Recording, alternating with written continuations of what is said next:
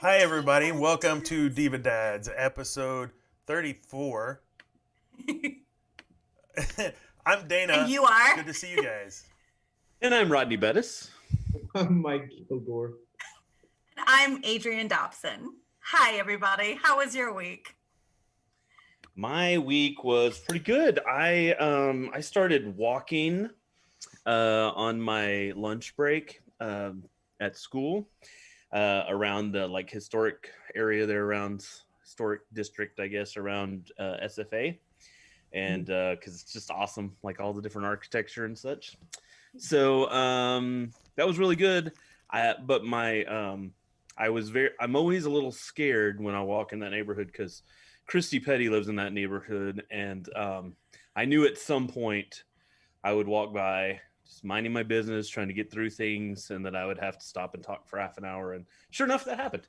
But it was a good conversation. I miss her. I haven't seen her in a long time, so got to talk to her and Jim Bob. They were both out there drinking coffee. So This year, earlier this week, Hannah and I were going to have a planning meeting for Tuck, and we were going to go to the village, and they were closed. But Christy said, well, I do have Wi-Fi and coffee if y'all just want to come in. And so we went inside while they were having sort of a staff meeting, and we got some stuff done and didn't have to do anything or talk to people. It was great. Mike, how are you doing? Oh, doing good. Yeah, just had a great week, busy week as always, but nothing exciting per se happened. So I'm here. Good. Dana? I will not be here next week. The wonderful Cynthia will be stepping over my place because she's way better than any of us or all three put together. Got some personal stuff to take care of next weekend. So I might pop in depending on where I'm at and my ability to, but yeah. So I'm just, I don't know, man. It's been a long week. I'm tired. I found out that I like the Oculus. Have you guys used one of these things? The VR Oculus Quest 2? My stepson brought it. He's here. He brought it with him, and for an hour and a half, I was talking with Darth Vader. I was shooting people, and during the shoot game, I was out of breath, and I said, "Hey, dude," and I can't see. I just held up my hand. I said, "What is my heart rate?" And he goes, 113. And I'm like, oh my God, in 2 minutes, So is the Oculus code for something that caused hallucinations, or is this like a virtual reality type thing? You're good. Yes, as many. Yep. It's 4:32. Little Oculus time. No, it's really a cool thing, and the videos that they've made for this thing, or that people continue to put on YouTube, VR type stuff, you can immerse yourself in a trip to the Louvre museum or whatever. I can never say it. I was saying I said the Lou, and it's not the Lou. It's the Louvre. So, oh my word. Yeah, I think I'm gonna have another drink. Y'all get on with the show. I've done dug myself a hole. Hey Dana, is that your stepson behind you in the picture? Yes, I'm your daddy. I don't like that. Wow, that went to a weird place really quickly. Yeah, this is the old stock. We'll call it stock photo from around Christmas time. Mike did not remember it whenever in the pre-show when I pulled it up. He said, "Hey, that's my Scotch decanter." Good job, Mike. Theater news. Yay! So we had an amazing rehearsal last week with David Moreno for the last 5 years, and Christina Freeman is actually going to be in town tomorrow doing the same thing. They're going to sing together for the first time tomorrow, which is really exciting. And then we finally got the materials in, so we're going to start filming probably next weekend. I think once we start the process, we'll know how quickly we'll be able to finish it. So then we'll be able to set the actual premiere date for the show. In next show news, Tuck Everlasting, I've been talking to a lot of our cast members, being able to confirm who's still in, who's able to leave, which we do have a handful of people that aren't able to do the show, which is such a bummer because, y'all know we all put so much time and effort into it. I do think there are some rehearsal videos. So I know I have some vocal rehearsal videos from the Tuck family singing like that 4-part story of the Tuck song that I want to release. And I think Catherine has videos of the choreography that y'all did a little bit. And I think that we should share that in order to celebrate that group of people that worked so hard. So yeah, we will hopefully be able to announce the like set cast soon. Thankfully, every role that for someone has to bow out, we're able to recast within the show. So we probably won't be having auditions for this one, but on the other hand, it means that everyone is already in the game, ready to go. And we just have to hit the ground running with Hannah. So it's going to be great. Also, our youth program starts on Monday, and I'm really excited. I just talked to a couple more people that are going to be doing guest spots with us, talking to kids about what it's like to do theater. For your living, or for not much living right now, but it's really exciting. And our numbers aren't great right now. I don't know. Granted, there hasn't been a whole lot of time yet, but if anyone is interested in our high school or middle school programs, we also are going to go ahead and open up the middle school programs to some elementary kids who are, ready to tackle that. Come on in. And I was talking to Hannah Shadanian about some of the choreography we're going to be doing and kind of teaching, and I'm really excited about it. So yay, theater news. It's very exciting. And Rodney, what are you doing tomorrow for theater? Tomorrow I am going to be, I think I'm going to just camp out there all day. So I'm going to, yeah. So I'll be there for an interview. I'm going to interview David Moreno again. And Christina Freeman, I believe, and alongside Cynthia. And we're going to interview them to do kind of an advertisement for the last 5 years. And then after that, there is a work day. We are cleaning out Adrian's office. I knew that would get some interesting comments, so I went ahead and we're just moving her. But yeah, we're cleaning out Adrian's office because she's actually moving to one of the dressing rooms, the little boys' dressing room or the little girls' dressing room. I don't know. She's moving to a different one. We have to might need to clean that out first. Yeah. So we'll have to, I don't know. It's everything seems to have, stuff in it. So I'm not real sure. I know it says just move some stuff out into the hall. So, yeah, we'll do that. I'll get some Post-its and put, tag what each room is. Because whenever the first time I was up there and someone said, just run into Adrian's office, I was like, oh, it must be just right. There's like 5 doors here, there. I was like, I have no idea where anything is. When are you going to do that? When? Yeah. Because I'll be there tomorrow morning. I'm thinking I might want to do that tomorrow morning while everyone's working hard, Cody Arn. I will be putting Post-it notes on where everything goes. I would actually be happy to meet you early, Rodney, and I can kind of point you in the right direction for anything. So I was supposed to be here tomorrow. And I found out from my brother that he has been hyping Ryder up all week that I'm coming to visit tomorrow. So when I told my brother, I said, hey, we've got a rehearsal going on. There's cleanup at the theater. I really shouldn't leave. He says, your nephew is going to be very upset if you do not get to the new house tomorrow so he can show you everything. So I'm going to go to New Braunfels and see their house. I'll be happy to meet you there early and point you in the right direction, and we can talk about some nameplates for the different rooms. That's fine. Okay, sounds good. So for the next couple of segments, we're going to go ahead and bring in our guy a little bit earlier because everything revolves around him, which is not his favorite thing, but it's going to be tonight. Mike, you want to introduce him? Absolutely. Yep. So David Moreno, he's of course, most everyone knows him. He's a TTC veteran. Both on and off stage. So on stage as an actor, he's already had tons of lead roles. He was actually one of the lead roles in Sweeney Todd as Toby, Drew in Rock of Ages, the ever so handsome Skye in Mamma Mia. And then all of a sudden he makes this transition in 2018 to more of like this goth, Riff Raff guy in the Rocky Horror Picture Show, and did it 3 or 4 times, I think it was. Yeah, 3. 3, yeah. And then, Mike, how did you get all this information? You corrected it right before the show. Oh. we did. Who was supposed to get all this information this week from our special guest? It was me, and I got it. David gave it to me. Okay. I got all this, all of right here, improv, but anyway. Okay. Welcome, David. How you doing? Doing great. Thank you so much for having me. How are y'all? Yeah. Friday in a pandemic. What you gonna do? Drink. So normally we bring the guests on a little bit later, but everything literally is about you today. So we're gonna go ahead and get started. Dana? Oh. Sorry, Mike's inadequacies are spilling into me. I was too prepared. I get it. Have something to. Oh, Roger Pine breakdown this week. How about that? Great show apparently that was done at TTC.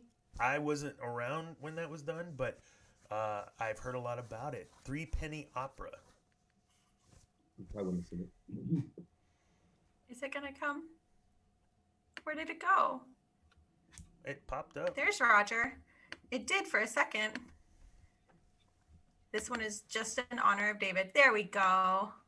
3 Penny Opera. Are you familiar with the song Mac the Knife? Well, that's from 3 Penny Opera. And it's about a character who is Mac the Knife, some kind of gangster. And that's all I remember from the plot, is there's a gangster named Mac the Knife, some kind of criminal element, whole lot of ladies around him who are really into this guy. And that's all I got plot-wise. We did it at TTC a few years ago.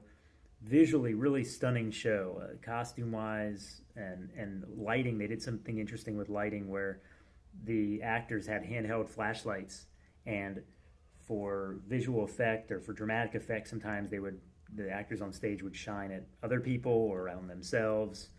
That was apparently a little too avant-garde for some of our patrons, because at least one of a certain age decided to take it to the internet and complain about it.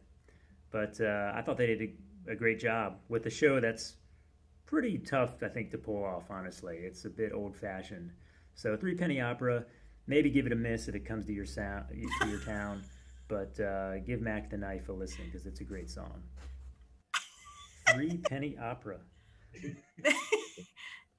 Oh, gosh. Hey, David, describe the plot of the 3 Penny Opera. Oh, that's a hard. Okay, so I have to think that. So Mac the Knife, he's like a gangster leader, and he had he was a ladies' man. He had 3 interests in the time of the show, and things got just dramatic, and between the ladies. That's pretty much all I remember. He was Mac the Knife, if that tells you anything about it. Yeah. I think we talked a lot about it with Rob on his episode because we talked about the whole fight for, against capitalism, and how if you've seen You're in Town is it's a kind of a parody of 3 Penny Opera. But I also just, when he talked about Mac the Knife, I totally forgot about, we had pre-show music. So at 6:30, when the audience started coming in, we had straight up 30 minutes of different versions of Mac the Knife. Like, it was really good because it was the standard Frank Sinatra. There was a lot of females. There was like a headbanger one. There was a country one. There was one in French. I mean, a million different versions of Mac the Knife that played steadily for 30 minutes before the show started. That's both intriguing and horrifying. Like, that's a lot to listen to the same song over and over again. It all sounded so different, though. Well, that's good, because every night whenever we finished up, it reminds me of whenever I worked at Santa's Wonderland, because the last 15 minutes they start playing Happy Trails, and they play it for 15 straight minutes over and over and over and over and over and over again, and people still don't leave. People still don't leave because it's such a fun place. But on that note, we should start a cocktail. Yay! No sequitur like a non sequitur. All right. All right, so I was once again inspired by our guest, and I found this cocktail called the Riff Raff. And since our David Moreno has played Riff Raff 3 times, other than the guy who like wrote Rocky Horror, I don't know another Riff Raff. So to me, David is Riff Raff. So apparently there's a rapper named Riff Raff. I don't know that. Also Carrie Kempf. Oh, that's true. She did split time with that's true. Yeah, she's pretty good.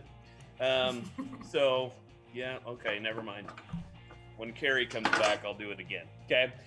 So you're gonna start with a blood orange. Ooh. And you're gonna juice it.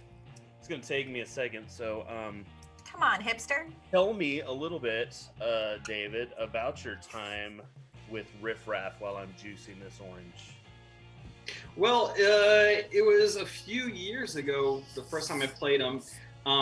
It was an experience that definitely challenged my comfort zone because, well, I don't know, that must have been like one of the first 2, like 3 or 4 times I've been on stage, and it's an eccentric character. I remember the first time Adrian made me wear a hump on my back, and during rehearsals I had to bend over a lot and hunch like this and run like that, and it actually hurt doing that for hours upon hours. So I tried to convince her on the next 2 times that I played him to not have a hump. You won. Thank you. Appreciate it. Way to go. But yeah, I mean, the role was freaking awesome because he didn't have too many lines. The few lines that I did had, I managed to mess them up a lot during rehearsals. Damn.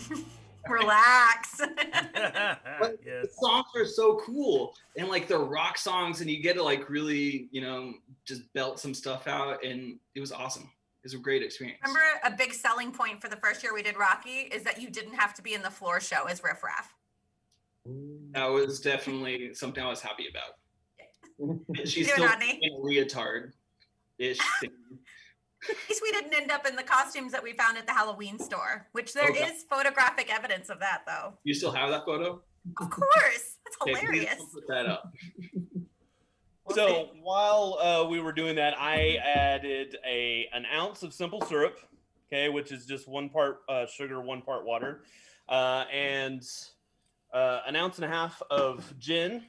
And then you're going to stir or shake this. I didn't bring either proper vessel, nor Don't bruise anything it. to drink it out of. Don't Yeah, bruise it, Rodney. Yeah, I don't want to bruise this. Actually, I do have something I can drink it out of, but it's not going to be, you're not going to be able to see it. But I got this for Christmas from Catherine Morgan. Don't you have someone behind you who can help you with these things?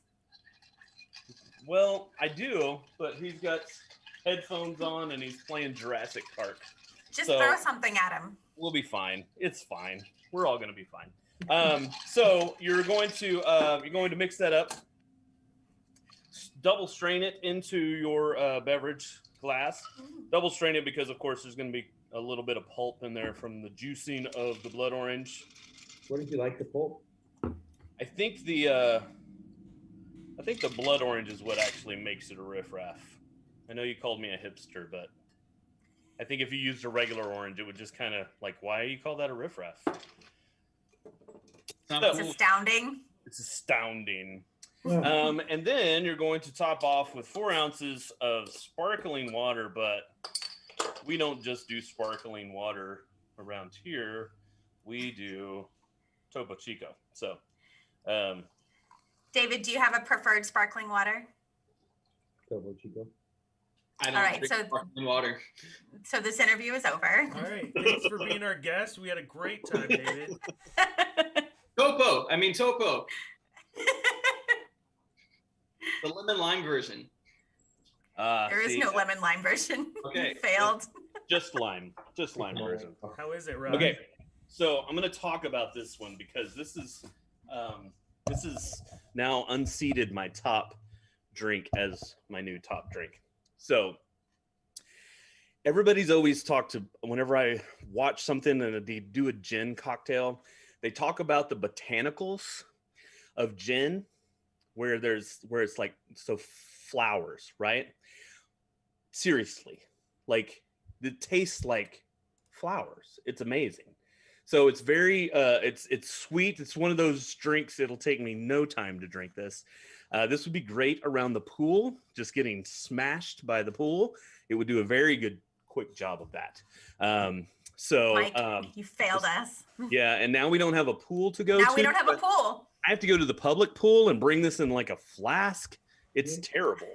I'm gonna do it, but it's still I mean, like the fact that I can't just go to the pool in Southwood Valley or whatever is whatever. I'm just gonna pound this real quick. David, what are you drinking? Me? Yeah. I got an old fashioned. Woo. Cheers, everybody. Cheers. Cheers. Cheers. Okay, Dana. All right. Okay, cool. Yeah. Hesitant, tepid cheers. I was... Can I just say a quick shout out to Kate Mitchell for not only getting her first dose of the vaccine today, but also sending me a free box of HelloFresh. So I cooked an amazing meal today. Thanks. Are you just bringing her up because she said that you looked gorgeous in the chat? Actually, no, I wasn't going to mention that, but you did. So thank you. Yes. So I'm kind of thinking that we need like Topo Chico has been mentioned. HelloFresh. I mean, these people need to start getting on the like sponsorship. Fuego. We haven't talked about Fuego in a while. Hello. True. Oh, can I tell you something exciting? So you know the old Taco Cabana place on Texas? It's about to be Las Palapas. Las Palapas is a San Antonio staple. So it has like, I'm kind of worried for Fuego because the breakfast tacos at Las Palapas are some of my favorite. Like I grew up on those things. So I'm very excited, but also my love for Fuego might wane. And I don't know how I feel about that. That's sad. Something to look forward to though. Oh, very important call from Mike. Oh, I'm super sorry. I promise. His agent just really called. Take a phone call in the middle of the show. Yes, it's because it's our first sponsorship. Oh, Sure. Awesome. They're calling. They're like, we're watching right now. You guys are fantastic. I'm sure that's what that call is. Here's all the money. Hey, I have a Fuego story. Yes. Yay! Okay, it's not that exciting, but it was an experience. So I'm a vegetarian, and usually I get like a. We saying that now? We're saying vegetarian? I'm vegan-ish. Okay. That's the term that I'm currently using. The ish covers, others. But their beans, they always make with bacon, and I always get like a potato and bean kind of taco, but I can't do that at Fuego. So I ordered a potato, rice, and guacamole taco, and the lady on the intercom literally laughed at me. She's like, "What do you want?" What? And I'm like, "Yeah, potato, rice, and guacamole." What's wrong with that? It was delicious, by the way. That sounds really good. Yeah, you should try it. No like pico or anything. Well, I put some salsa on top. Okay. Yeah. All right. Well, Rodney or Dana, who wants to go ahead and kick it off since I'll Mike kick it is off. working on some very important So business. my first interaction with you were in the pit playing cello for what's the show? My Fair Lady. My Fair Lady. Yeah, and that's where I first met you. So how did you first get involved with the TTC Orchestra?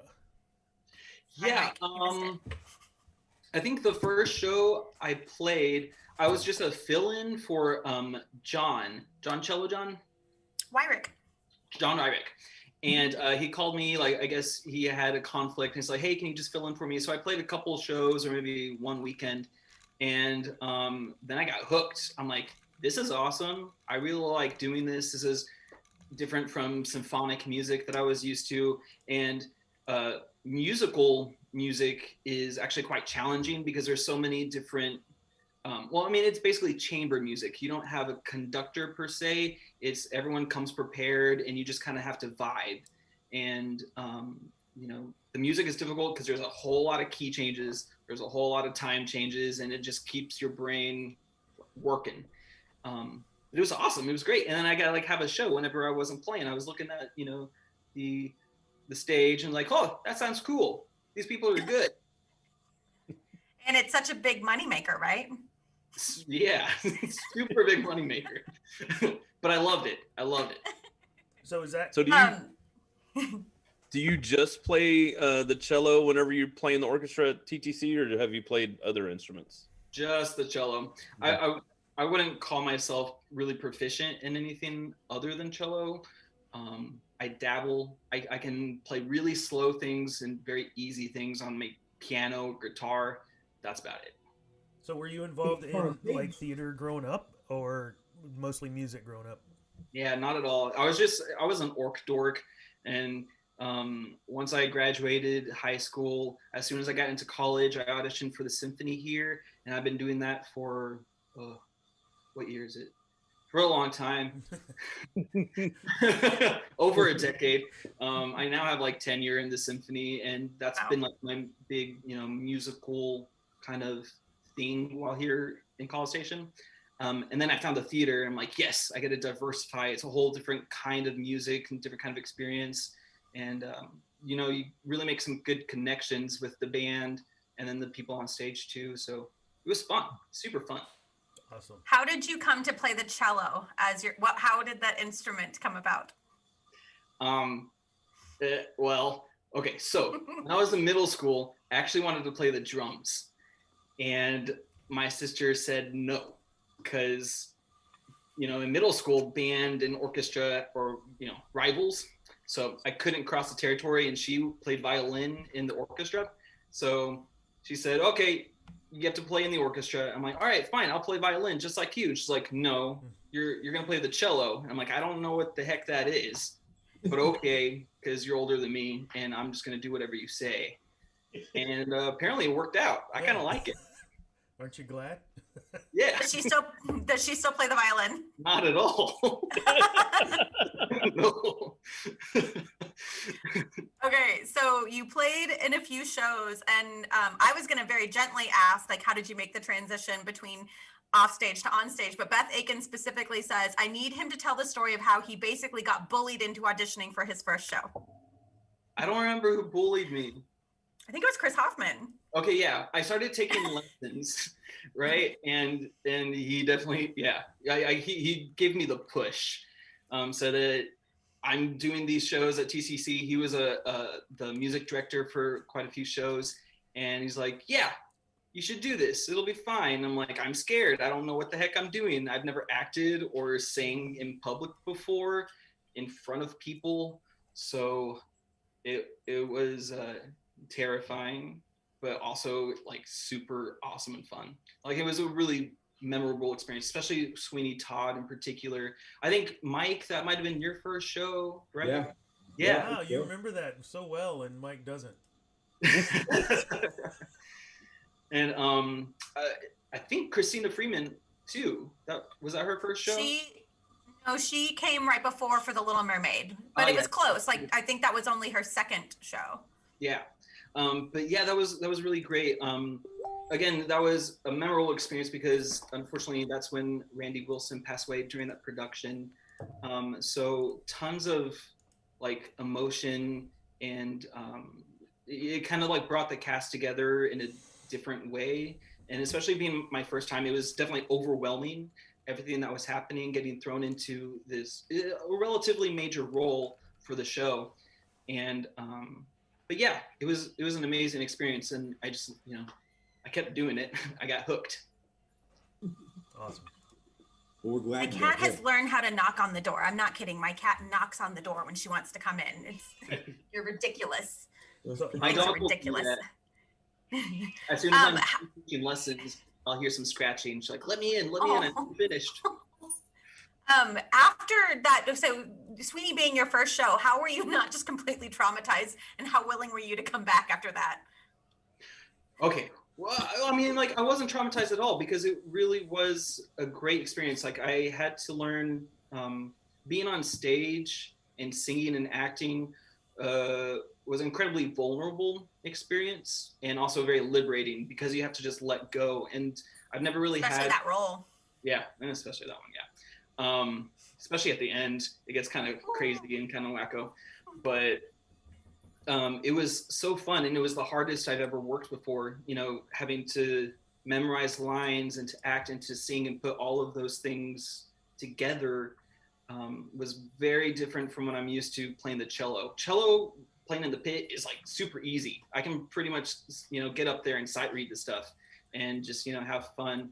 But yeah, the challenge was really what kind of drew me towards that. And I was looking for something new and challenging at the moment. What was your role in Sweeney Todd? I was Toby. So I was the little peddler of miracle elixir and slightly abused little orphan boy that was taken in by Mrs. Lovett, who started eating people in eyes. Cooking people. Did you do the Cockney accent? Yes, but I only had a few lines, so it was relatively easy. I think I got a long history with Cockney. Yeah, I'm sure we'll get there. In Threepenny, that was my next show. We'll talk about that. Yeah. Mm-hmm. So what's been your favorite experience like acting in a show? Beth Aiken wants to know. Favorite experience acting? Well, it's hard to say, I don't know how to describe favorite. I would say the most acting that I've had to do was in Threepenny, because that was the show that Chris Hoffman actually bullied me into, because I asked him, okay, so what's the ratio of singing to actual acting, just lines? And he's like, there's a lot of singing in it. And okay, I can do singing because that songs are fine. It's music. I'm a musician. I can do that. There wasn't very many songs compared to how much acting I actually had to do. And it was literally my second time on stage ever. Not just any acting, but Brechtian acting. Yeah. And it took me a very long time to understand just the plot in general. Which apparently you've lost. It's gone. It's a far off memory. But yeah, that's where the Cockney really got me. Let's all apologize to Jennifer Hargis at once. Yep. But she was very helpful. Just I couldn't pull it off quite in time. You were fine. It traumatized me. Yeah, I figured. Are you traumatized when you hear Mac the Knife? Does that unsettle you? Does it make you anxious just hearing the song Mac the Knife? I haven't heard it since, and I never actually heard the song before, so it really is just in that moment of my life. How would you never heard the song before? I missed it. That's odd. Yeah. But all right. Who's next? Beth Aiken also wants to know what's your favorite moment in the pit. Ooh. At the theater, I assume. Okay, so one of my favorite plays that I played for in the pit was Mary Poppins, because there's a really big cello part for that, and it was awesome and challenging and just really gorgeous, and I had to play some weird extended techniques that aren't usually found. It kind of sounded like a theremin. Do y'all know what a theremin is? Oh yeah. No. Yeah, so it sounded weird, and I had to kind of play that on the cello. It was just really awesome. And Chris Hoffman, he directed that show. I think it was Chris Hoffman. And it was just really, really great. It was fun. The cast was amazing. It was fun to watch them when I wasn't playing. So I had a great time on that one. Roger got to overcome his fear of heights. Kind of. Oh, that was a really beautiful show. The dancing was great. Did you choreograph that one? Heck yeah, I did. Good job. That was great. That was one of the shows where we had a lot of non-dancers in the show. And so I always think about Ty Elliott, because Ty has no tea, no shade, but the worst attitude when it comes to learning how to dance, because he just thinks he can't do it. But he's one of my favorite people to have dancing in a show, because at the end, when he triumphs, it's the most celebratory, oh my God, I can't believe I just did that. And I felt that way about Spamalot and then Mary Poppins. The end of the Chimney Sweep song, the Step in Time. Seeing him, and I can't remember who else, there were a ton of people. Armene was in that one. Everyone at the end of that song, it was just this oh my God, I can't believe we got through it, because it was really freaking hard. And yeah, I love watching Ty dance. I know he hates it, but it's so fun when he wins. It's so cool. Yeah, y'all showed me a video one time at your old apartment on April Bloom of Spamalot, and I think that's when you convinced him to go in like some hot shorts. Yeah, we put them all in the song where Lancelot comes out as gay. He kind of gets pushed out, but we put all of the merry men in denim cutoff shorts and these plastic vests that came off of like Oriental Trading Company that were made to look like pecs with like floral vests. And so picture Ty in that, Mike, and he hated every second of it until the first audience. And then people laughed at that song. And then the set change, which we now reference as like the gayest set change of all time, because the dudes were literally like twerking up on every set piece as they were moving it across the stage. I'm not kidding. It was hilarious. It was Andrew Carson, Cameron, oh my gosh, so many amazing dudes. And yeah, that costume probably was life-changing for him, liberating. It was I would say that song is witness. same. That was when I was on a lot of drugs because I just had surgery on my foot, and I would literally cry after that song every time because I was just so damn proud of everybody because they did it. Yeah. So And proud. the drugs. Yes. Crazy. Crazy. Crazy. Crazy. I'm so self-conscious about that. But yet you still say it. That, of everything that's happened this week, that's what you're self-conscious about? I mean, you know. All right. They live to give me a hard time. I'm just moving on to the next question. Okay. What was the best part and the hardest part of Three Penny Opera? So best and hardest. But you can't say the accent. Oh no, but that was. We've already talked about it. Okay, so the best part, I really loved what Rob Greta, how he directed it and how he formed that show. It was really artistic, and I really respected the whole show and his vision for it. Like it was really beautiful, and I was really proud to be able to be part of that.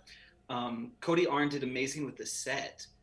That set was absolutely gorgeous. The pictures that came from that, oh my I gosh. still love, and like it's like, wow, this is really amazing stuff.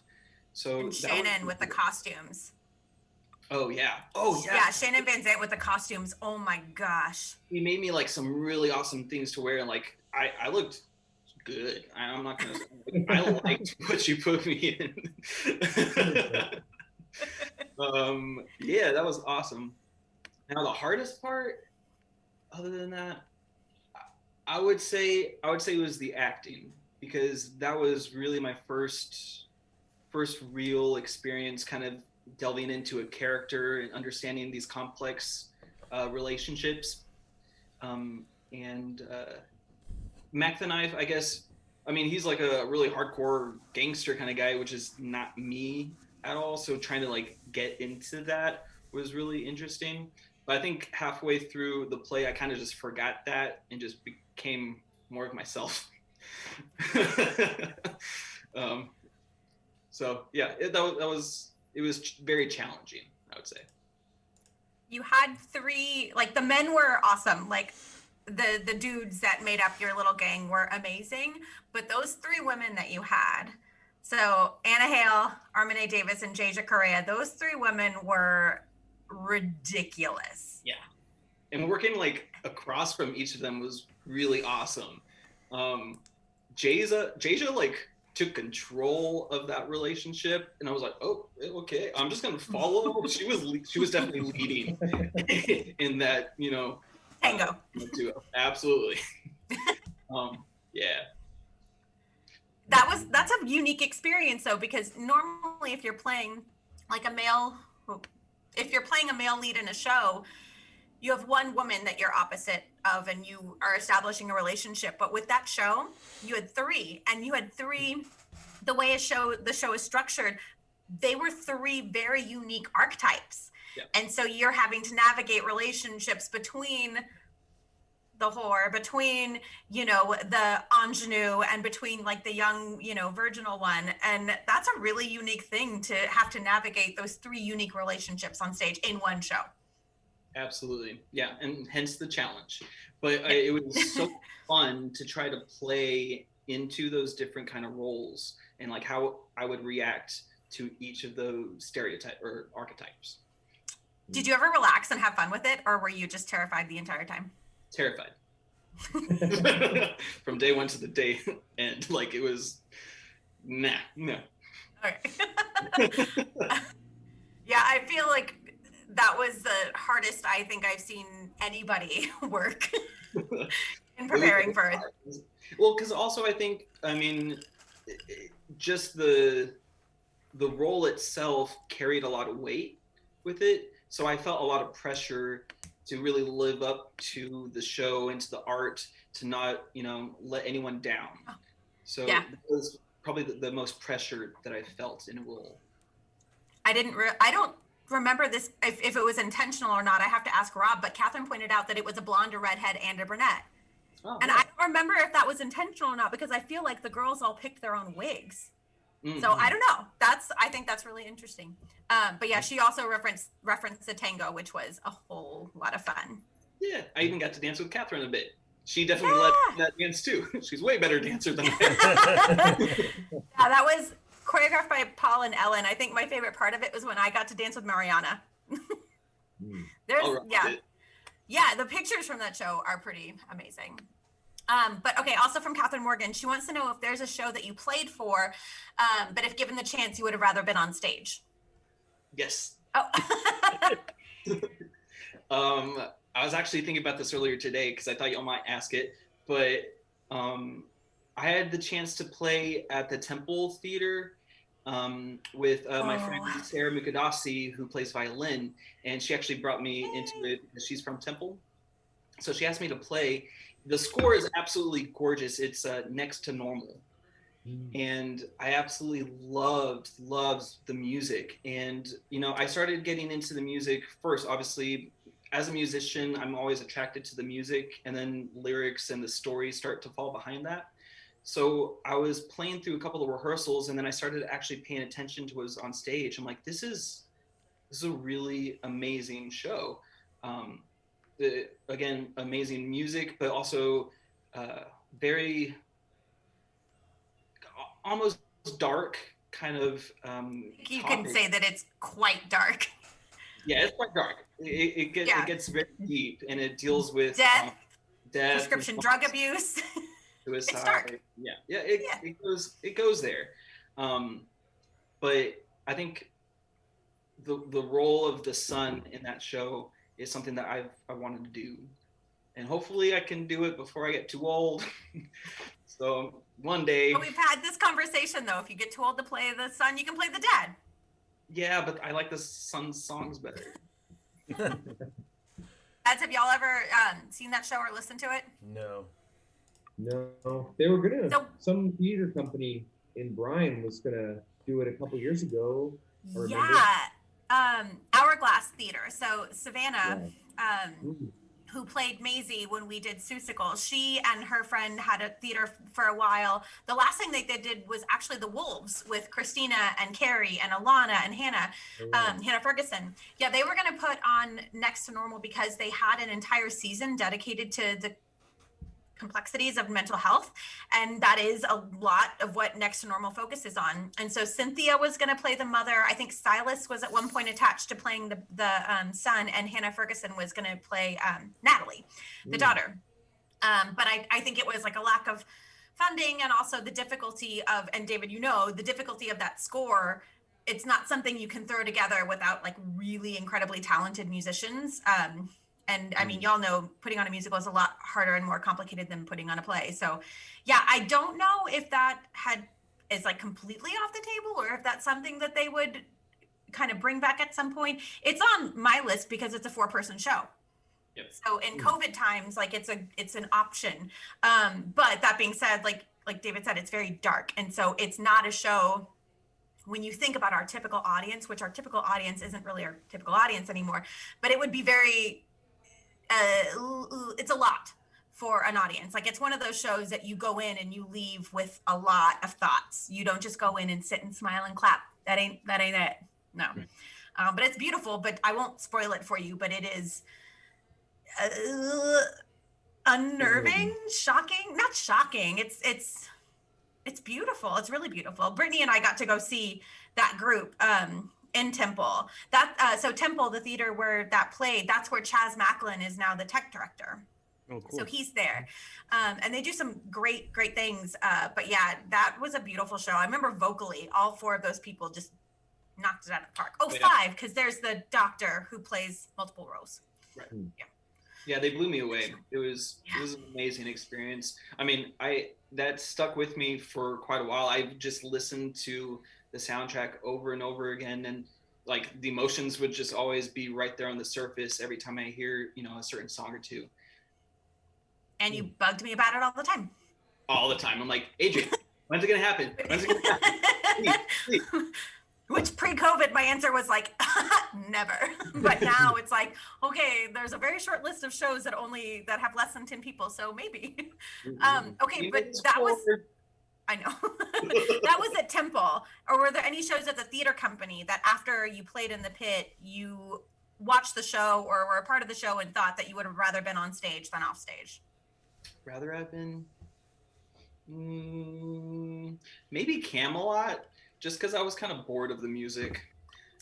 I don't think that was the point of the question, but fair. That's fair fantastic. Yeah. Yes, was there a lot of cello in it, or were you just kind of? I mean, we played throughout. I think the thing that bugged me was pretty much every song was in a major key. And it reprised. Every song had like 3 reprises. So the song was over, applause, and we're gonna play a little more, and then we're gonna play a little more. That I do find that exhausting. Yeah. I just thought it would be more interesting to be on stage because there were really cool, I think, characters in that. Yeah. Did a great job. Well. Okay, sorry. Update from my dad that has nothing to do with anything, so we'll talk about it later. Oh, okay. Well, because he had plenty to say before the show, so. Oh, he had plenty to say before the show. Yes. I can tell you if you want to know, but. I'm sure we'll hit it in After Dark. Yes. Terry Dobson. It's her birthday. Don't call her old.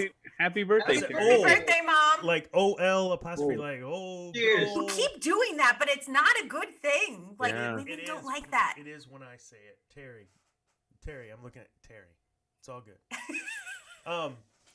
Why and when did you become vegan? Ooh. That happened around 10 years ago. And really, it's mostly like a health thing just for me. My mom was diagnosed with colon cancer, I think not too long after that. So that kind of like really motivated me even more because it's one of the few cancers that is very heavily influenced by your diet. So, and then I have some other cancers like run through my family. And I was fat, so that kind of helps, just put it all together. So the amount of times that I know I personally have mocked you for being vegan, but like I also know the amount that you've cheated on veganism and as long as I've known you. Hanging out with y'all. When I'm by We're bad myself influences. at home, I'm like cut and dry vegan. My ish comes in when I'm hanging out with people. What's your weakness? It's mostly, I guess, like things with cheese, I guess. I was gonna say one of the like most scared I've been for you is when I think you, me, and Brittany were at Northgate, forever ago, pre-COVID, and we went to Antonio's and you got like a mac and cheese slice of pizza and like one with like tortellini, like all the cheese, not just all the cheese, and we were very concerned for you. I figure if I'm gonna cheat, I'm gonna go hard, Yeah. Oh my God. So you said that you're more vegetarian now. Is that Shay's influence? Is she also vegan/vegetarian-ish? Yeah, no, well, she eats a lot of veggies. So whenever we cook together, it's pretty much all vegan. Like at home, I eat like strictly vegan. And it's only when I go out and it's inconvenient, or if I'm with a bunch of people and we're at a place and there's literally nothing but lettuce available, then I'll go off the track just a bit. Or we DoorDash Taco Bell at midnight. Oh, well, Taco Bell used to be my like vegan haven That's true. before they got rid of the potatoes, and now I'm really mad at them. They're coming back. I learned it on TikTok. Right? Ah, yes, sweet. Okay, they're in my good graces again. You can always yeah, trust like, TikTok. I can always go to TikTok. Can I tell you guys something I learned about on TikTok that's musical theater oriented? I sent it to Michelle and her mind was blown. So we've talked about Into the Woods, Sondheim, The Baker's Wife, the whole moments in the woods and things like that. I watched that this week. You watched Into the Woods? The movie or the Movie, yeah, it was on. Bernadette? It's on Disney Plus. So I mean, Meryl's amazing. Actually, the like water scene with Chris Pine and Billy, whatever his name is also great. Oh But my goodness. oh my gosh. Okay, so moments in the woods. She talks about something in the woods, all this in the woods. Is it always something or woods? We always talked about it as woods, WOODS, right? It's into the woods. But some of those were intended to be woods, WOULDS. And I sent, and so this girl, posted it on TikTok, having this, had this revelation and saying, I can't wait to play this role again, because it doesn't necessarily change it, but it adds more weight to a lot of the way those lines are written. So I sent it to Michelle and we were both like, yeah. I listened to it immediately because it made me really excited. Because Sondheim is brilliant. That's all. I learned it on TikTok. I'm that person. I played for that show too. That was Yeah. great. I remember watching you backstage and you're like behind a set piece, just like screwing around because no one else can see you, but like I could. And I'm like, she's having fun. That was the scene that Paul was talking about, being like hit with my clothing. Curly. A pearly moment. All right, so my question is, you're back in school. What made you go back to school, and what are you studying? Well, I went back to school because COVID happened, and as a professional musician, my career went. So I need to make money. So I went back to school. I'm going back to school to pursue construction science, a little bit more essential of a job. You studied that a little bit before, right? I did. And then I took a break again to, go back to music because it was something I knew what I was doing. And I was actually, I was doing pretty well with it. And then once COVID hit, it's like all my gigs went away. And a lot of my students fell away. So things are starting to come back again. We were supposed to start a symphony concerts for the season last month. Or this month, it's still January, but our first 3 concerts now got postponed again. So it's like, I need some kind of creative outlet. But yeah, actually, the reason I chose construction science is because for me, it's like another creative outlet. It's like Legos, but like in real life, Yeah, I was one of the, it's kind of interesting because one of my, I don't know, just burned in memories of you was I asked you if you would help with something. I can't remember what it was, and you were like, and you kind of held your hands like this, and you were like, these are my money makers, and that would put these at risk. And I was like, at one part there was this thing in the back of my head going like, diva, but then there was another part in my head went, oh, okay. Yeah, no, I get that. That's fine. I'll find somebody else. So it's just kind of funny that you chose construction science because, I mean, somebody's going to ask you to swing a hammer. So it's Well, true. he has. I've already resigned myself that, some point in my life, I'm going to lose a finger. So A good thing. it's going to happen. I like to cook. I use knives a lot. I'm kind of klutzy. Getting into construction, a lot of moving sharp objects. So I'm going to be as careful as I can, but I'm diversifying my career opportunities in case some of these digits go missing. yeah, it might happen when we do Starlight Express. No. No, David, actually, you are helpful when we do set builds as opposed to some people. Thank you. You're welcome. But you also were interested in set design at a certain point. Yeah, that was something that you tried to bull me into. I'm sensing a pattern Not here, David. Adrian, no. Not how I remember it, but that's fine. No, you yeah, expressed no. interest, and I think I encouraged. Well, if you're interested, do it now. Yep. But you expressed interest. I didn't come up with Yes. that. I mean, again, that was just another creative opportunity. I had a lot of time on my hands, apparently, and I was just looking for something to challenge me, and that was something I hadn't done before.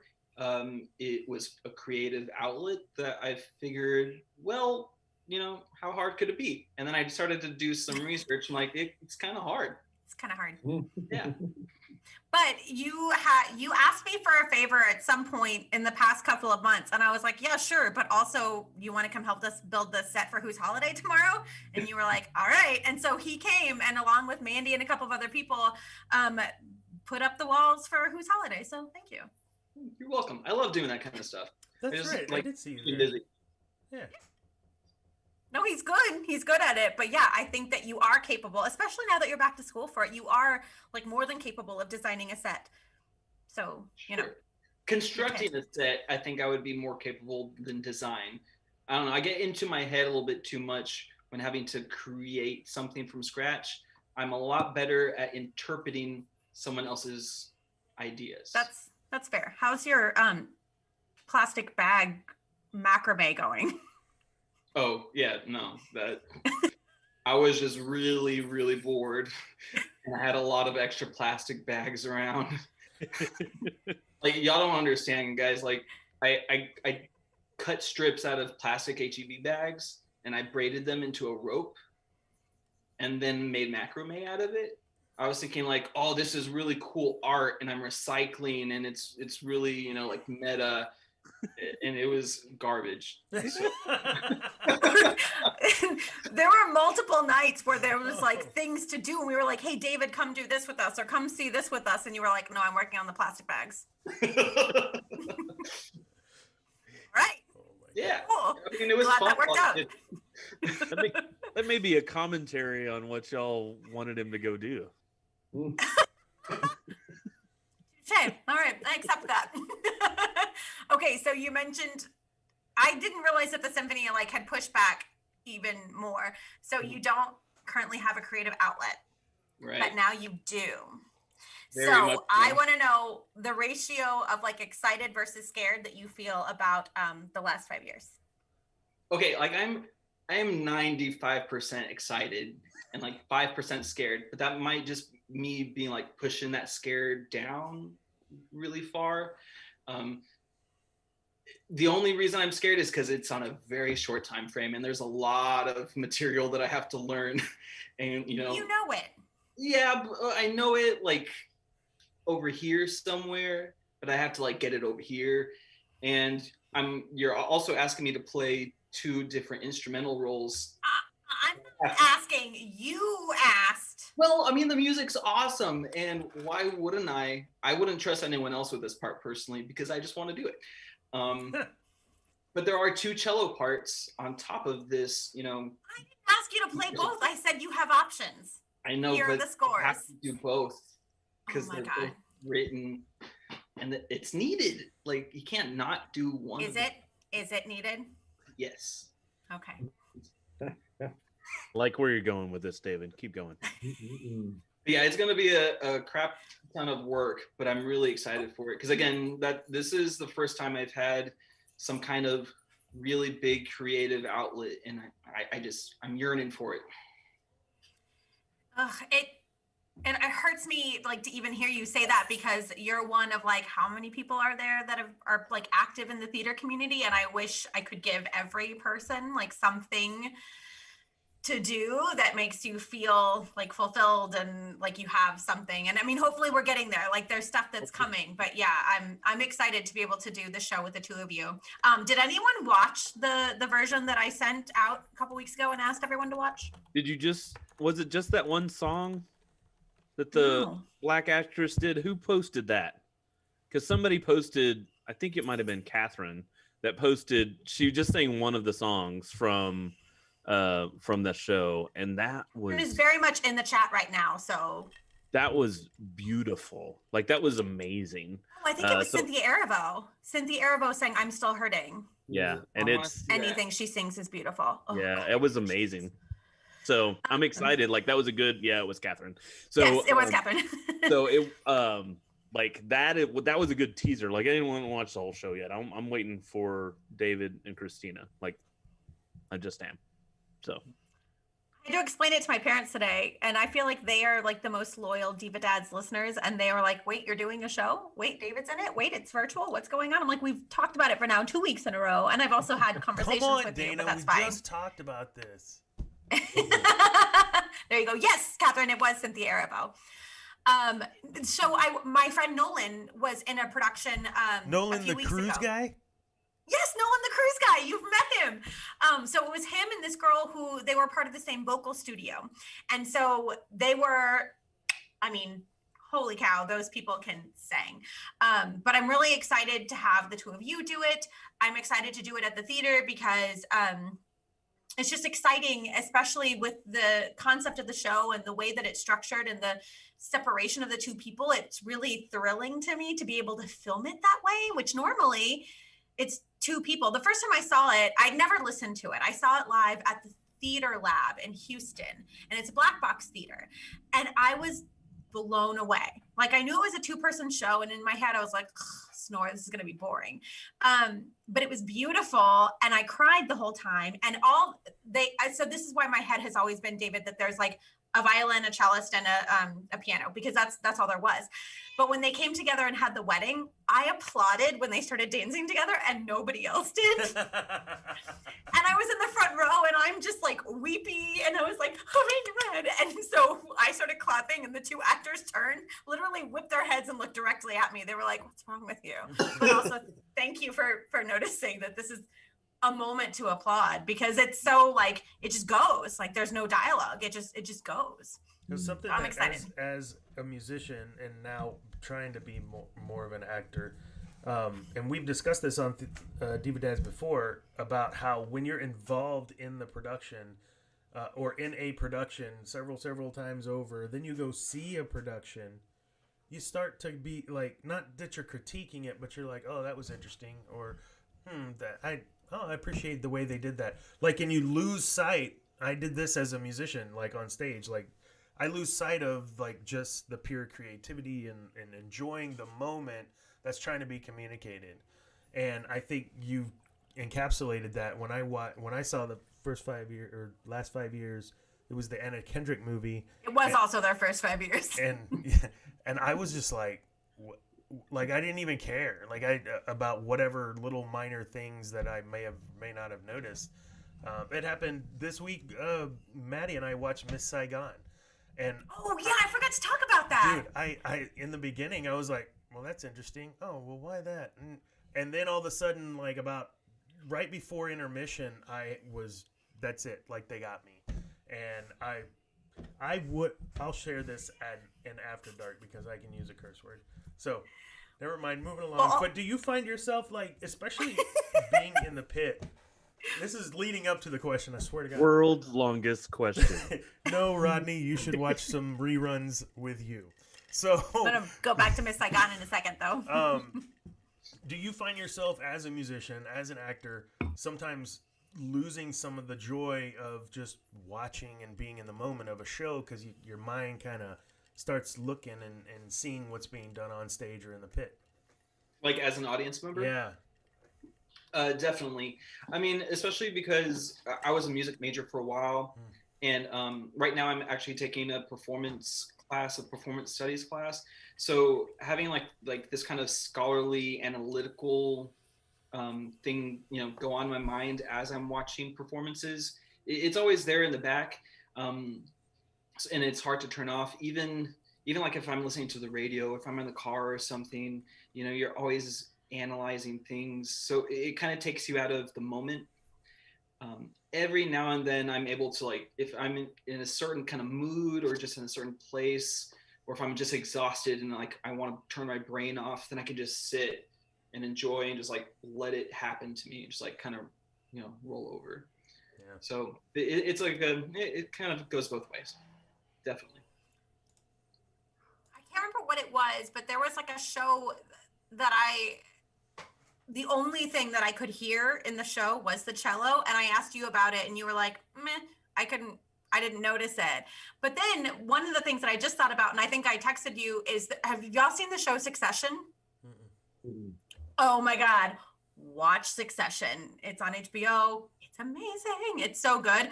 But their theme song and score is heavily influenced by the cello, and it just makes it so like ominous and unique and also powerful. But that's one of my favorite shows. But also it's interesting because I don't think I would have cared specifically about the cello until I met you and you were my friend. And then I'm like, oh, look, I can hear that now.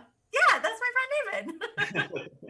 Every time I think of the cello, I think of School of Rock, wherever he's talking to that girl and he's like, turn it to the side and cello, it's a bass. Oh my God. Also a great musical. I get that a lot.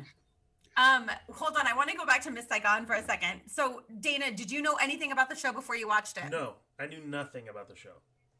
Okay, then your initial text is not that surprising then, because he was like, hey, has the theater company ever done Miss Saigon? And I was like, no. Diversity. Like, I thought you were kidding. And then the other part of me was like, I hope he's not asking me to do it because like we can't do it. That doesn't mean that Randy didn't try to do it at one point, because he did. But also, the whole helicopter thing is amazing. But yeah, at the end, Dana was like, this happens. I won't spoil it for anyone who hasn't seen Miss Saigon, but he was like, oh my God. And then I saw the Snapchat of Maddie just like weepy. Wow. That was so I've good. never seen the show before. You what? I've never seen the show before. Oh, man. You Yeah, I've so never seen it's it. the same writers of Les Mis. So it's epic. It's epic. Like the music is epic. The one thing that I hate is the Act 2 opener. Is it Bouidoy? Is that how you say it? Yes.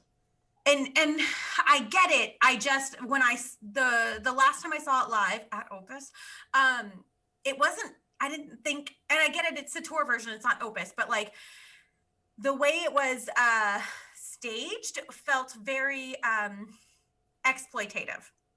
So the show is about, partially how American soldiers like exploited these women. And the song is specifically about the children that resulted from the exploitation of the women in Saigon versus the American soldiers. But the way they staged that song, I was like, this isn't a good thing. Like, I don't understand why we're celebrating it. That's the only part of the musical that I'm like, ooh, fast forward. But it's very beautiful. Katie Rose Clark, who is a Sam Houston grad, played the wife, the blonde wife, in the last production of it. But yeah, it's beautiful, but it is not something we can tackle. So the version I saw was the 25th anniversary that came out in 2016, the revival, and it was. I wish I knew. I don't know. Oh, Hadestown. The girl that Eva Nobilizada. Yes. Oh my God. Yeah, this was her first Broadway role. That was her debut. Huh? I think she was like 17 when she played Kim. She was 17. very young. And she was she played in that as, what's your name? Kim. Kim. And and Maddie was just freaking like, oh my God, she's the one that's in Hadestown and this and that and whatever. So, yeah. Yeah, she plays Eurydice in Hadestown, and she also there's a like I don't know which there's like two Selena things coming up. Like one of them is like a Netflix thing, and then one of them is something else. One of them is the girl from The Walking Dead, but then the other one is Ava. She's playing Selena in one of the things that's coming up, but she is. Her being, roughly 17, 18 years old and having that voice. Oh, God. I mean, you could tell, and this is where kind of I got into, you could tell she's a little young. Like, there's some maturity that needs to happen with her voice, But then by the end of it, I'm just like, I'm dying. Like, she's so amazing and wonderful. I'd give my life for him. Oh my God. And the helicopter was amazing. You guys need to see this. Yeah. It's on Broadway HD. Sponsorship. So if you have Amazon Prime, it's only $10 a month and you get all this Broadway stuff and it's plays and musicals and dramas. And Wake up, Rodney. It's so amazing. I'm sorry, Rodney, that we're not talking about you.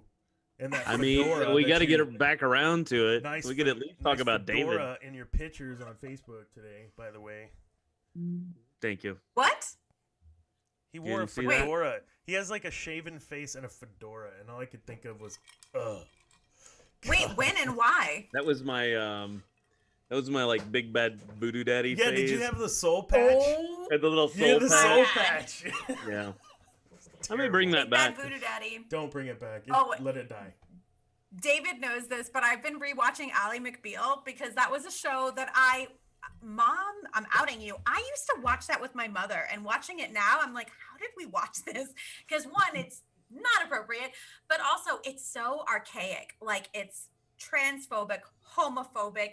It's like the most chauvinist thing in a way that at the time they were like, oh, we're being so edgy talking about these things, but it's like ridiculously offensive in every way. But there's a straight up whole episode of like, oh, big bad voodoo daddy's coming to play at the club below the law firm where we all work and drink, and yet no one was ever drunk.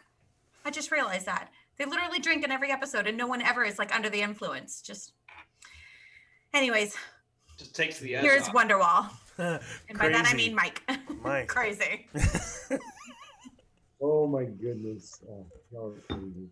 All right. Well, I know the first answer to this question, but I'll ask it anyway. What do you miss most about Rock of Ages? I understand. Go ahead, David. And why? Why? Oh, Finish the question, Mike. and why is it your Uncle Jesse's wig? Oh God. Wait, please say it. Please say it. Oh, you're gonna make me? Yeah. That hair is the thing I regret the most. Oh, yeah, mercy.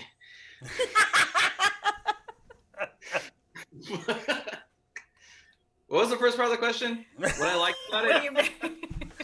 What do you, I mean, I know it's me, Stacey Jackson, but what do you miss most about Rock of Ages?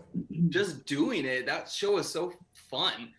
Like, I could have done it like 50 more times if my voice would have held up for it. I gotta say, like, that was the most fun that I'd ever had. And at the time I was like, I'm never gonna get a role like this where I can just, rock out and be, like, I had a whole band behind me with like lights and like there was dancers. And I was like, this is freaking awesome. I could do this. Like, where can I get my own rock band? I want this. This is awesome. But those were also my most embarrassing moments on stage in public. Nice. Because I remember 1 or 2 days where my voice just wasn't up to par and I had to sing some high stuff. So Can you take me high enough? That was the one where I think we would have like a pep talk backstage before that one, and you were like, all right, here goes. I remember having like a little mini breakdown towards the end of the show, and I was backstage and Armene was sitting there and I'm like, okay, I just got to get through 2 more songs, just 2 more songs, it's gonna be done. And she's like, chill out, dude. Like, I was scared out of my Armene life. stage managed that show. Armene stage managed that show with Jennifer Riley. Like the two like nicest people, just dynamic duo. They were amazing. Yeah, no, it was awesome experience. We had so much fun. Like, everyone in the cast just like had a great time. It was a party on stage every night and every rehearsal, and you got to sing like these classic, rock songs, and just what else could you ask for? It was awesome. It was a very unique experience, to be sure. Oh my God, Catherine. She says me and Adrian were the tenors in that show, and she's not wrong. Well, there weren't a lot of tenors, so no kidding. Catherine and I sang tenor in that show, but like, what a great vocally. So we talk about Mamma Mia being the show where people would run from the dressing rooms to sing backstage, but Rock of Ages was another one of those where it didn't matter what you were doing, you had a job, and it was to sing backup for almost every damn song. So you found a way and you got yourself ready and you sang backstage for everything. Oh, yeah. That's actually how I got to know Maddie Sikola. Like, because I remember there were multiple songs where Maddie Sikola and me and Deborah Campbell Green were literally the only people backstage ready to sing for multiple numbers. And I got to know Maddie's dance. Maddie had like a grooving dance for a lot of them. I gotta give a shout out to Catherine because she saved my life in that show. She told me where I had to run, where to go, what shirt to put on. Like she was there for me, and she rocked it. And on a crutch and in a boot. Like that was the other thing too, is like in most shows, you know, you can count on her to tell you like what you're missing. But for that show specifically, she's like, well, I don't, because she was supposed to be one of the Venus dancers. Right. And day one, I'm so sorry. She literally broke her foot on the turntable while doing the choreography for the opening number. And I am sorry. Little known fact, David did have a Dana moment though in one of the performances. David missed one cue. I remember that. It was like right before the bathroom scene, and you're supposed to, you know, Dana, you always forget lines or not, you know. That's not me. But David had a small one, but then boom, he came running right through the door. So it was good. It was good. Yeah, that happens. A couple performances of mine, I tend to miss things every now and then. Never mind. I'm not gonna bring it up. My last show of Mamma Mia, I missed my cue by like 5 minutes, and they were on stage. Oh! And they were like trying to improv. I'm like, I have no idea how to save this. This is awkward. When was that? Like, I totally missed that. Whoa. Yeah, it was like the first time I go on stage. Oh. And they're when he comes to introduce himself. Yeah. That's a pretty important part. It's an important part of the show. Yeah, a little bit. Was Rock of Ages, I guess, when was the last time you were on stage? Does Rocky count outside? Oh, yeah. No, that counts. Yeah, that one. How did you feel about the split? So I feel like I had your best interests at heart when I gave you the first act versus the second act, but how do you feel about it? Only because of the costume I would have had to wear in the second act? Yes. I mean, I appreciate that. Yes, very much. I gotta say though, I was more nervous to play a Phantom than I was in Rocky. I mean, Riff Raff, because it's exhausting. Well, it's exhausting. Yeah, I felt like the character was me, like I was the Phantom. Like Riff Raff is totally not me, so it's really easy to play someone who's not me at all and do crazy stuff. I'm like, hey, it's just the character. But as a Phantom, I'm like, well, this is kind of me just doing weird stuff and like. So it was actually nerve-wracking. I really hope we get to keep doing Rocky every year because it is such a celebration of the theater company, and like I hope that we next October are able. What's up, Caden? Good night, Caden. Sleep well. Don't have bad dreams. It's such a celebration, and I hope that we get to a point where we can involve more people, that it doesn't have to be outside, and that we don't have to worry about noise complaints, because we are officially banned from having parking lot events for at least the next, maybe till summer is when they said that we could think about it again. But you know what? We had a live show. We did Rocky again, which I didn't think that we were going to be able to do, and it was amazing. Yeah, it was so super fun. Oh my God, okay. What do you have to say? Jeez Louise. Perfect. All right. Michael Kilgore. All righty. Yes, so she's back on the couch this week, and here's Jennifer Riley with her fun fact of the week. Oh, thanks for not being obnoxious. Hey there, Diva Dads. It's Jen Riley, your fun fact correspondent, and today I have 2 fun facts about Easter eggs in movies. So the first one is, according to director David Fincher, there is a Starbucks coffee cup in every shot of the movie Fight Club. So that's something to look for. But if you prefer to watch kids' movies, did you know that there's a reference to the movie The Shining in Toy Story? Yep. The carpet in Sid's house is exactly the same look as the carpet of the Overlook Hotel. I have to say, I really didn't expect that when I was looking for fun facts. But that one was one that caught me off guard for sure. That is all I've got for this week. I am so excited for this week's episode, and I will see y'all soon. Talk to you later. Bye. That's right. We'll see you in After Dark in a few minutes. Wait. Okay, so Wait, the first one was the coffee cup in Fight Club. Yeah. What? Starbucks coffee cup in Fight Club in every scene. I need to rewatch that. But have y'all ever read the book Fight Club? No. Read it. It is amazing. It like the movie's amazing. I love it. Helena Bonham Carter. 100%. But like, read the book. Read the book. It is trippy. Also, the weird thing with The Shining is fascinating because, okay, I'm gonna do it again on TikTok. I saw in Monsters Inc. one of the things when the monster like comes back into their home base to be like, oh no, the kid almost touched me. They basically show a glimpse of the room, and the room, when you zero in on it, is Sid's room from a Toy Story. Oh my goodness. That's pretty cool. That's pretty cool.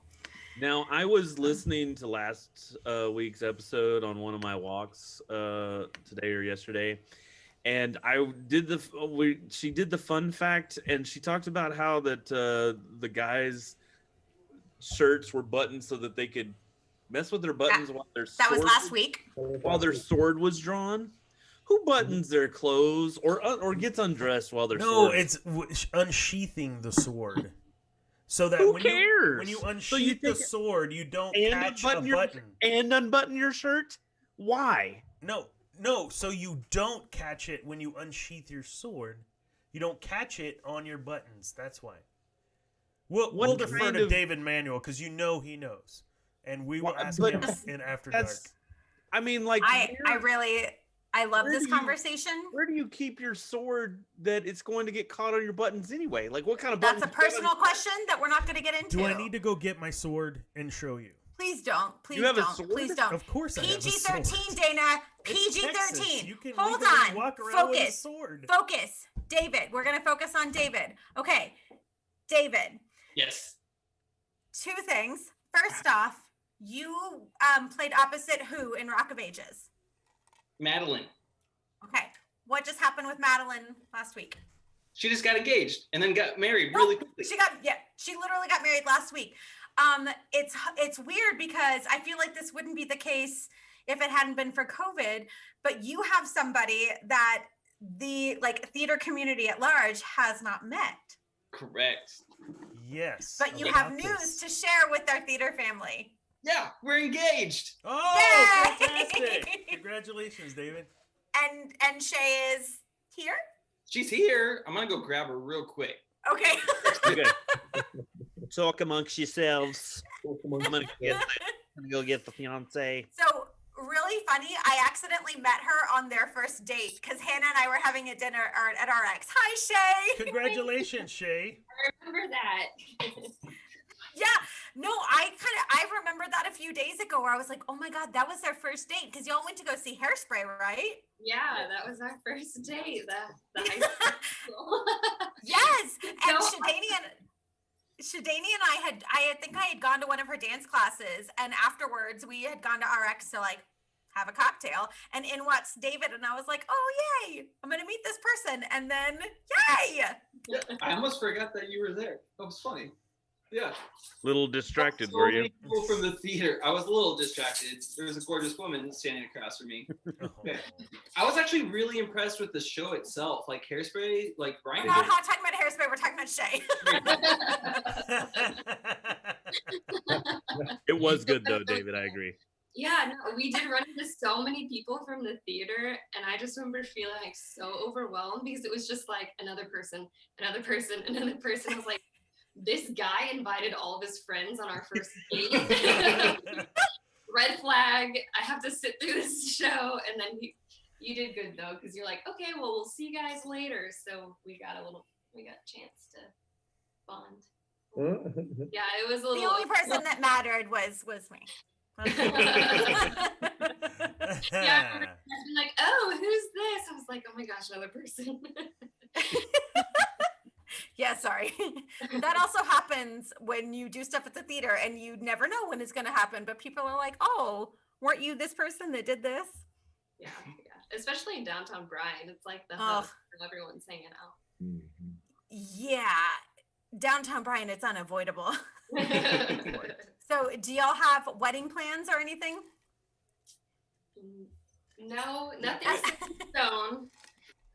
I've been kind of looking at venues. We've been getting some pricing for things, but I think we're gonna take it nice and slow so it's not stressful. Yeah, and we can also afford something bigger. There you go. Because I'm a college student musician. I got nothing. Then you found the right woman.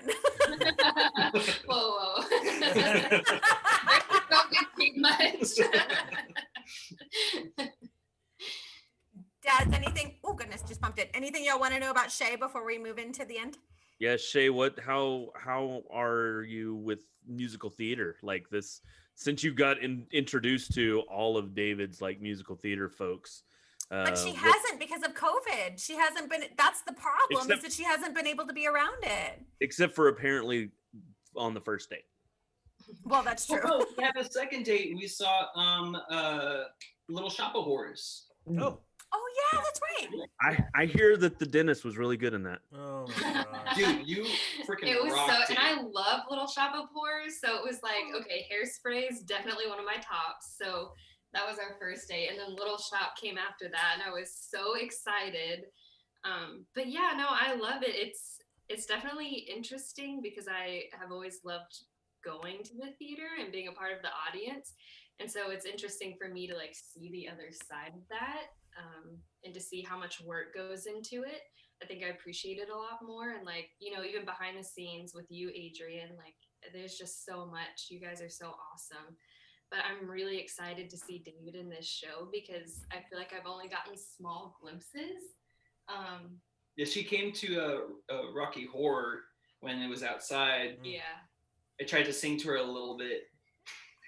That's right, but I feel like you couldn't stay the whole time, right? No, yeah, because I worked that day, so I got off at like 7:30, and then I had to work at 6:30 a.m. the next day. So I made it to the late showing, and I had to leave halfway through. But it was amazing, and I'm just excited to be able to see more of David perform because he'll sing around me, but he doesn't perform. You know, I can tell he's like half-ass singing around me. So I'm totally calling him out. Diva burn. For like, you know, for the performance to see him like just really belt it. So yeah, it's definitely been interesting. Yeah, to see the other side of it. I like it a lot. Yay. Well, David, before we wrap up the episode, do you have any final thoughts or parting words to like the theater company community and extended family that / the 7 listeners who watch this? I mean, mostly I just miss y'all guys. It's been a really long time since we've had like a bigger production where we can spend a lot of time together. The one thing that I miss about doing shows pre-COVID was we would spend almost literally every day together for a month, and we would become like a tight-knit family. And I've really been missing that kind of community. We haven't had that too much. So I miss zipping up your wedding dress. Oh God. I have pictures of that too. I think I have pictures from the dress parade of that where I was like, hey, pose, and you were like, wait, you're not taking pictures, right? And I was like, no. No. Well, see, the thing is, the wedding dress wouldn't even zip up. No, Like, we just get a it little didn't ways. fit. That was great. It's those lats. Your lats were too. Yeah, man. You're just like, Well, whoever did post those pictures, thank you. It was fun to like dig back and then be like, oh, wedding dress. Shay, like I think we meant to exchange numbers when you guys moved, but I feel like we need to do so soon so that I could send you all the incriminating photos that I have. Oh, Alien dear. costumes. Alien oh costumes. no, that one's gonna take that one to the grave, please. Nope, I will not. All right, Rodney. It'll be on Instagram shortly. Well, David, so awesome that you were able to join us. We appreciate it. All your stories, great. We love it. Great to meet you, Shay, and congratulations on y'all's coming nuptials.